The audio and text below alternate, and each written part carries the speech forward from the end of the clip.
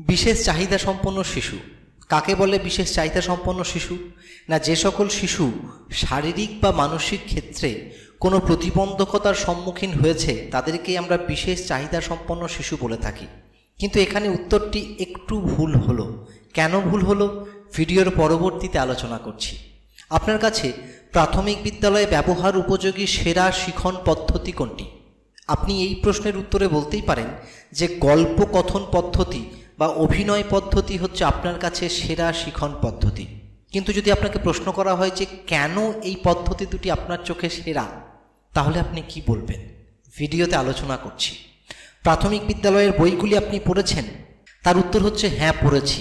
এখন যদি আপনাকে বলা হয় যে এই বইগুলি পড়ে এই বইগুলির কোন বৈশিষ্ট্য আপনি খুঁজে পেয়েছেন এর মধ্যে, তার উত্তরে আপনি কি বলবেন? ভিডিওর পরবর্তীতে আলোচনা করছি। পরবর্তী প্রশ্ন, পড়াতে গিয়ে একজন শিক্ষক বা শিক্ষিকা হিসেবে আপনি শিশুদের সামনে কোনো একটি ভুল তথ্য পরিবেশন করে ফেললেন, এই অবস্থায় আপনার কর্তব্য কি হবে? পরবর্তীতে আলোচনা করছি। আজকে শেষ প্রশ্ন, আধুনিক শিক্ষা ব্যবস্থার দুটি বৈশিষ্ট্যের কথা উল্লেখ করুন, এটিও পরবর্তীতে উল্লেখ করছি। অর্থাৎ যারা প্রাথমিক বিদ্যালয়ের শিক্ষক বা শিক্ষিকা হওয়ার জন্য ইন্টারভিউয়ের প্রস্তুতি নিচ্ছেন তারা আজকের এই ভিডিওটি শেষ পর্যন্ত দেখবেন। এই গুরুত্বপূর্ণ প্রশ্নগুলি এই ভিডিওর মধ্যেই আলোচনা করা হবে। আজকের প্রথম প্রশ্ন, আপনার চোখে সেরা শিখন পদ্ধতি কোনটি? তার উত্তর আমরা বলতেই পারি যে আমার চোখে সেরা শিখন পদ্ধতি হচ্ছে রোল প্লে মেথড বা অভিনয় পদ্ধতি বা স্টোরি টেলিং মেথড বা গল্প কথন পদ্ধতি। এখন প্রশ্ন হচ্ছে যে এই পদ্ধতিগুলি আপনার চোখে কেন শ্রেষ্ঠ বা সেরা? আগে তার উত্তরটিকে আমরা খুঁজে নিই, তারপর দেখব সংক্ষেপে কি বলা যায়। দেখুন, শিশুরা হচ্ছে স্বভাবতই চঞ্চল, তাই তাদের মানসিকতাকে একজন শিক্ষক বা শিক্ষিকার অবশ্য কর্তব্য সেই চঞ্চল মস্তিষ্কগুলিকে শ্রেণীকক্ষের মধ্যে ধরে রাখার। তাই সেখানে এমন কিছু পদ্ধতি ব্যবহার করতে হবে যে পদ্ধতি শিশুদেরকে এই শ্রেণীকক্ষে ধরে রাখতে সাহায্য করবে। তাদের সামনে সেই পাঠ্য বিষয়বস্তুগুলি আমাদের এমন করে উপস্থাপন করতে হবে যে উপস্থাপনার গুণে শিশুরা তার মধ্যে রস খুঁজে পাবে এবং সেই রসের জন্য শ্রেণীকক্ষের মধ্যে বসে থাকবে এবং বিভোর হয়ে শিক্ষক শিক্ষিকার যে পাঠদান সেটাকে গ্রহণ করবে। এবং এই যে বিষয়গুলি, এই বিষয়গুলি কেবলমাত্র এই স্টোরি টেলিং মেথড বা রোল প্লে মেথডের মধ্যে দিয়েই কিন্তু আমরা পেতে পারি। আমরা যখন একটি গল্প বলবো তখন সেই গল্পের বিষয়বস্তু কিন্তু শিশু মনের মধ্যে ব্যাপকভাবে প্রভাব ফেলবে এবং সেই গল্পের আকর্ষণে সেই শিশু কিন্তু শ্রেণীকক্ষের মধ্যে বসে থাকবে এবং তার মনটাকে এই পাঠের প্রতি মনোযোগ করবে। ঠিক একই রকমভাবে রোল প্লে মেথড সেটাও হচ্ছে অভিনয় পদ্ধতি। কোনো নির্দিষ্ট একটা বিষয়কে যখন বিভিন্ন চরিত্রের মধ্যে দিয়ে একজন শিক্ষক প্রকাশ করেন শিশুদের সামনে, সেটাই হচ্ছে রোল প্লে মেথড। এটাও কিন্তু শিশু মনকে চরমভাবে আকৃষ্ট করতে পারে। এই রোল প্লে মেথডের বৈশিষ্ট্যের গুণেই কিন্তু একটা শিশু সেই নির্দিষ্ট পাঠের মধ্যে থাকতে পারে। তাই আমার মনে হয় প্রাথমিক বিদ্যালয়ে শিশুদের পড়াশোনা করানোর জন্য এই রোল প্লে মেথড বা স্টোরি টেলিং মেথড, এই মেথড দুটি কিন্তু অবশ্যই একজন শিক্ষক বা শিক্ষিকাকে প্রয়োগ করতে হবে এবং একজন শিক্ষক বা শিক্ষিকা হিসেবে আমার কাছেও কিন্তু এই মেথড দুটি অত্যন্ত প্রিয়। তাহলে এই প্রশ্নের উত্তরে আমরা সংক্ষেপে কি বলতে পারি? এই প্রশ্নের উত্তরে আমরা সংক্ষেপে কথা বলতে পারি যে আমার মনে হয় যে প্রাথমিক বিদ্যালয়ের একজন শিক্ষক বা শিক্ষিকার কাছে সবথেকে সেরা দুটি মেথড হচ্ছে রোল প্লে মেথড এবং স্টোরি টেলিং মেথড। কারণ শিশুদেরকে এই পাঠের প্রতি মনোনিবেশ করার জন্য এবং তাদের যে চঞ্চল মানসিকতা, যে চঞ্চল মন, তাকে এই শ্রেণীকক্ষের মধ্যে ধরে রাখার জন্য এই মেথড দুটি অত্যন্ত গুরুত্বপূর্ণ। এই মেথডগুলি যখন শিক্ষকেরা প্রয়োগ করেন তখন কিন্তু শিক্ষার্থীরা খুব সহজভাবে সেই পাঠটির সঙ্গে নিজেকে একাত্ম করে ফেলতে পারে এবং তাদের যে ভালো লাগার বিষয়বস্তুগুলো, তাদের যে চাহিদাগুলি, সেগুলো তারা এখান থেকে নিবৃত্ত করতে পারে। তাই তারা খুব সহজেই পাঠে মনোনিবেশ করতে পারে। আসুন পরবর্তী প্রশ্নে আমরা চোখ বাড়াই। পরবর্তী প্রশ্ন হচ্ছে, বিশেষ চাহিদা সম্পন্ন শিশু বলতে কেবল শারীরিক ও মানসিকভাবে প্রতিবন্ধী শিশুদেরকেই বোঝায়? তার উত্তর হচ্ছে না। বিশেষ চাহিদা সম্পন্ন শিশু বলতে কেবলমাত্র শারীরিক বা মানসিকভাবে যে সকল শিশুদের মধ্যে কিছু প্রতিবন্ধকতা রয়েছে তাদেরকেই বোঝায় না। কেন, একটু আলোচনা করি। বিশেষ চাহিদা সম্পন্ন শিশু অর্থাৎ যে সকল শিশুর বিশেষ কোনো চাহিদা রয়েছে সেটাই হচ্ছে বিশেষ চাহিদা সম্পন্ন শিশু। তাহলে একটা শিশু যে চোখে অন্য শিশুর তুলনায় একটু কম দেখতে পায়, তাহলে এখানে তার একটু যত্নের প্রয়োজন, তাই এক্ষেত্রে সে বিশেষ হয়ে গেল, তাই সে বিশেষ চাহিদা সম্পন্ন শিশু। কোন একটি শিশুর অস্থি সংক্রান্ত সমস্যা রয়েছে, সে আর 5টা শিশুর মতো স্বাভাবিকভাবে হাঁটতে পারে না, তাহলে এই হাঁটার বিষয়ে তার একটু বিশেষ যত্নের প্রয়োজন, তাই এই প্রসঙ্গে সেই শিশু হচ্ছে বিশেষ চাহিদা সম্পন্ন শিশু। এটুকুতে আমাদের কোনো সমস্যা নেই, আমরা নিজেরাই তো বলছি যে শারীরিক ও মানসিকভাবে প্রতিবন্ধকতা রয়েছে সেই সকল শিশুগুলিই হচ্ছে বিশেষ চাহিদা সম্পন্ন শিশু। ক্লাস 4, সেখানে আর 5টা ছেলে সকলেই 4-এর অঙ্কগুলো করছে, দিয়ে তারা সেই অঙ্কগুলোকে শিখছে, সেগুলোকে প্রয়োগ করছে, নতুন নতুন বিষয়গুলিকে রপ্ত করছে। কিন্তু একটা ছেলে রয়েছে যে ছেলেটা কিন্তু এই 4-এর অঙ্কগুলো করতে পারে, 5-এর অঙ্কগুলোও করতে পারে, 6-এর অঙ্কগুলোও করতে পারে। এখন তার যে চাহিদা, সেই চাহিদাকে পূরণ করার জন্য তাকে ক্লাস 7-এর অঙ্ক দিতে হয়, তবেই কিন্তু সে খুশি হতে পারে, সে মন থেকে আনন্দ পায়। তাহলে দেখুন, অঙ্কের ক্ষেত্রে এই ছেলেটার মধ্যে কিন্তু একটা বিশেষ চাহিদা দেখা দিয়েছে। একই বয়সের একই শ্রেণীকক্ষে পড়ে সেই ছেলেদের তুলনায় অঙ্কের ক্ষেত্রে কিন্তু আলাদা। সেই অঙ্কের ক্ষেত্রে যে গড় বুদ্ধাঙ্ক, সেই গড় বুদ্ধাঙ্কের থেকে সে অনেকটা এগিয়ে গেছে। এক্ষেত্রে তার মধ্যেও কিন্তু একটা বিশেষ চাহিদা দেখা দিয়েছে। কি বিশেষ চাহিদা? না, তার গড় বুদ্ধাঙ্ক সেই শ্রেণীকক্ষের অন্যান্য ছেলেদের গড় বুদ্ধাঙ্কের তুলনায় বেশি, তাই এক্ষেত্রে সে হচ্ছে বিশেষ। তাই এই বিশেষ চাহিদাকে পূরণ করার জন্য একজন শিক্ষক বা শিক্ষিকাকে দায়িত্ব নিতে হবে। দেখা যাচ্ছে যে আর 5টা ছেলে সবাই সাধারণভাবে ছবি আঁকে, কিন্তু ক্লাস 4-এর একটা ছেলে এখনই এমন ছবি আঁকছে যে বড় বড় শিল্পীদেরকে সে হারিয়ে দিতে পারে। তাহলে এক্ষেত্রে সে কিন্তু বিশেষ একটা চাহিদার অধিকারী হচ্ছে।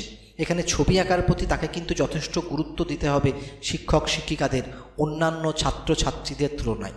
তাহলে এক্ষেত্রেও কিন্তু সেই শিশুটা বিশেষ চাহিদা সম্পন্ন হয়ে গেল। অর্থাৎ বিশেষ চাহিদা সম্পন্ন শিশু বলতে কেবলমাত্র যারা শারীরিক বা মানসিকভাবে তার সহপাঠীদের যে গড় বুদ্ধাঙ্ক তার থেকে পিছিয়ে রয়েছে তাদেরকেই বলা হবে না। যারা শারীরিক বা মানসিক ক্ষেত্রে সেই শ্রেণীকক্ষের শিশুদের যে গড় বুদ্ধাঙ্ক তার থেকে এগিয়ে রয়েছে তাদেরকেও কিন্তু বিশেষ চাহিদা সম্পন্ন শিশু বলা হবে।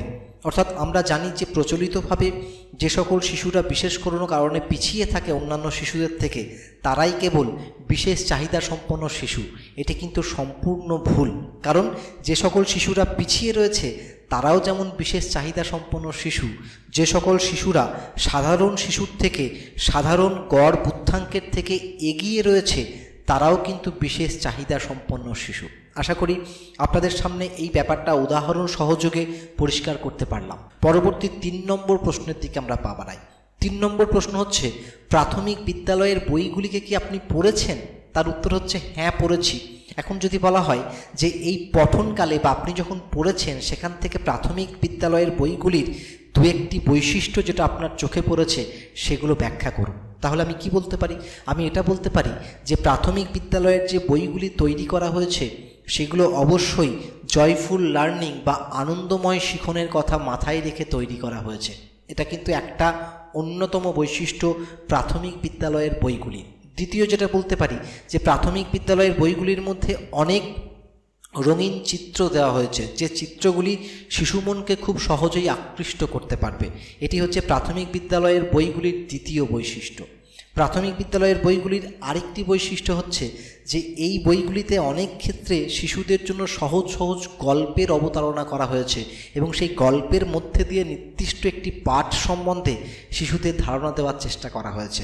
যেমন ক্লাস 3 এবং ক্লাস 4-এর যদি আমাদের পরিবেশ বইটা আপনি পড়েন তাহলে দেখবেন সেখানে প্রত্যেকটা বিষয়কে একটা নির্দিষ্ট গল্পের মধ্যে দিয়ে উপস্থাপন করা হয়েছে। তাহলে প্রাথমিক বিদ্যালয়ের বইগুলি আমি অবশ্যই পড়েছি এবং এখানে বেশ কিছু বৈশিষ্ট্য আমার চোখে ধরা পড়েছে। যেমন এই প্রাথমিক বিদ্যালয়ের বইগুলি এমন করে নির্মাণ করা হয়েছে যাতে এই বইগুলি শিশুদের জয়ফুল লার্নিং বা আনন্দময় শিখন দিতে সহায়তা করতে পারে। দ্বিতীয় হচ্ছে এই বইগুলির প্রত্যেকটি পাতায় বেশ কিছু রঙিন চিত্র রয়েছে যে রঙিন চিত্রগুলি শিশু মনকে বিশেষভাবে প্রভাবিত করতে পারে। তৃতীয় হচ্ছে যে এই বইগুলির মধ্যে কঠিন বিষয়বস্তুগুলিকে সহজভাবে উপস্থাপন করার জন্য ছোট ছোট গল্প রাখা হয়েছে, যে গল্পগুলি পড়ে একদিকে শিশুরা যেমন পাঠের প্রতি আকৃষ্ট হয়, দ্বিতীয়ত সেই গল্পগুলির মধ্যে দিয়ে পাঠ্য বিষয়টিকে তারা খুব সহজেই রপ্ত করতে পারে।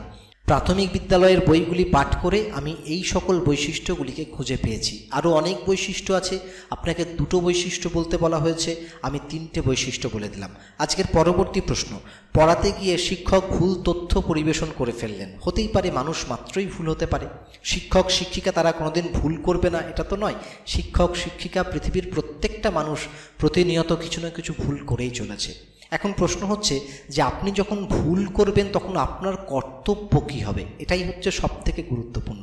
বিদ্যালয়ে শিক্ষক শিক্ষিকা কোনো ভুল তথ্য পরিবেশন করেছেন, এই অবস্থায় দুটো পরিস্থিতির সৃষ্টি হতে পারে। একটা হচ্ছে যে আপনি যে ভুল তথ্য পরিবেশন করেছেন সেটা শিশুরা ধরতে পারেনি, আর একটা হচ্ছে আপনি যে ভুল তথ্য পরিবেশন করেছেন সেটা শিশুরা ধরে ফেলেছে। এই দুটো ক্ষেত্রেই আমাদের শিক্ষক শিক্ষিকা হিসেবে অবস্থান কিন্তু একই হবে। আমি একটা ভুল তথ্য পরিবেশন করেছি অথচ আমার সেই ভুলটিকে কেউ ধরতে পারেনি, সেক্ষেত্রেও আমার উচিত আমার সেই ভুলটিকে সংশোধন করে নেওয়া। এবং আমি কোনো একটি তথ্য পরিবেশন করেছি এবং শিশুরা সেই তথ্যটিকে ভুল বলে ধরে ফেলেছে, সেক্ষেত্রেও অবশ্যই আমার উচিত যে আমার সেই ভুলটিকে সংশোধন করে নেওয়া। তাহলে এই প্রশ্নের উত্তর আমরা সংক্ষেপে কি বলতে পারি? আমরা প্রথমেই কথা জুড়ে দিতে পারি যে আমি সবসময় সদা সচেষ্ট থাকব যাতে শিশুদের সামনে আমি কোনো সময় ভুল তথ্য পরিবেশন না করি। এরপরেও যদি আমার দ্বারা কোনো ভুল তথ্য পরিবেশিত হয়ে যায় তাহলে আমি অবশ্যই শিশুদের কাছে তারপরেই সঠিক তথ্য পরিবেশন করে আমার যে ভুল সেটাকে সংশোধন করে নেব।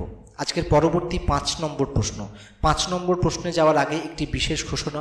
আমরা নন্দী একাডেমির পক্ষ থেকে প্রাইমারি ইন্টারভিউয়ের জন্য 7 নম্বর ব্যাচ শুরু করতে চলেছি। যারা এই বিষয়ে আগ্রহী তারা অবশ্যই নিচে দেওয়া যে মেল আইডি রয়েছে সেখানে মেল করে আপনার ফোন নাম্বারটা পাঠিয়ে দেবেন, আমরা যোগাযোগ করে নেব।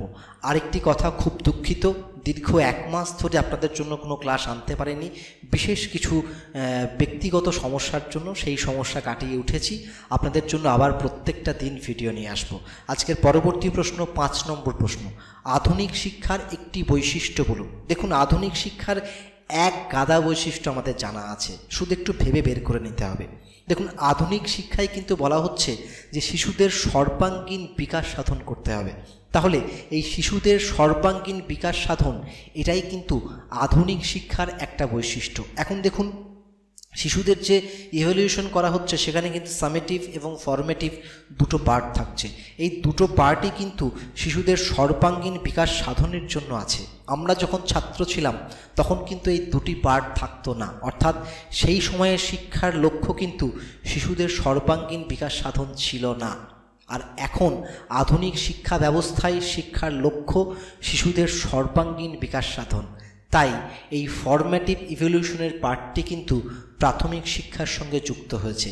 এটি হচ্ছে 1 নম্বর বৈশিষ্ট্য। দ্বিতীয় বৈশিষ্ট্য আমরা কি বলতে পারি, যে আধুনিক শিক্ষা ব্যবস্থায় শিশু এই শিক্ষা ব্যবস্থার কেন্দ্রে অবস্থান করে। অর্থাৎ বিদ্যালয় তৈরি হয়েছে তাই শিশুরা পড়তে আসছে এমন কিন্তু নয়, শিশুদেরকে পড়াতে হবে তাই বিদ্যালয় তৈরি হচ্ছে। অর্থাৎ শিক্ষা ব্যবস্থার কেন্দ্রে রয়েছে শিশু। ঠিক আছে, অনেক ছেলে মেয়েকে চাকরি দিতে হবে, তাদের চাকরি দেওয়া হয়েছে তাই কয়েকটা শিশু বিদ্যালয়ে আসছে এমন কিন্তু নয়। শিশুদেরকে পড়াতে হবে তাই ছেলে মেয়েদেরকে চাকরি দেওয়া হচ্ছে। তাই এক্ষেত্রেও কিন্তু শিশুরা এই শিক্ষা ব্যবস্থার কেন্দ্রে অবস্থান করছে। তাহলে আধুনিক শিক্ষা ব্যবস্থার দুটি বৈশিষ্ট্য হচ্ছে না, আধুনিক শিক্ষা ব্যবস্থা হচ্ছে শিশুকেন্দ্রিক শিক্ষা ব্যবস্থা, প্রথম কথা, এবং দ্বিতীয় কথা হচ্ছে আধুনিক শিক্ষা ব্যবস্থা হচ্ছে শিশুদের সর্বাঙ্গীন বিকাশ সাধনের একটি স্থান, যেখানে শিশুদের পঠন পাঠনের সঙ্গে সঙ্গে তাদের সর্বাঙ্গীন বিকাশের দিকটিকেও লক্ষ্য রাখা হয়। তাহলে আজকের এই ভিডিওটি কেমন লাগলো সেটা অবশ্যই কমেন্ট বক্সে কমেন্ট করে জানাবেন। এবং কথা দিচ্ছি, আমার যে প্রতিবন্ধকতা ছিল সেটুকুকে পেরিয়ে এসেছি, কাটিয়ে উঠেছি। এখন আপনাদের জন্য প্রত্যেকটা দিন ভিডিও নিয়ে আসবো, তাই আপনারা অবশ্যই নন্দী একাডেমির পর্দায় চোখ রাখবেন, ভিডিওগুলোকে লাইক করবেন, শেয়ার করবেন, চ্যানেলটিকে সাবস্ক্রাইব করবেন এবং অবশ্যই আপনাদের মূল্যবান মতামত এই ভিডিওর নিচে দিয়ে যাবেন। তাহলে দেখা হচ্ছে অন্য কোনো এক ভিডিওতে, অন্য কোনো একদিন। ততক্ষণের জন্য আপনার এই বন্ধু বিশ্বদীপ নন্দীকে বিদায় দিন।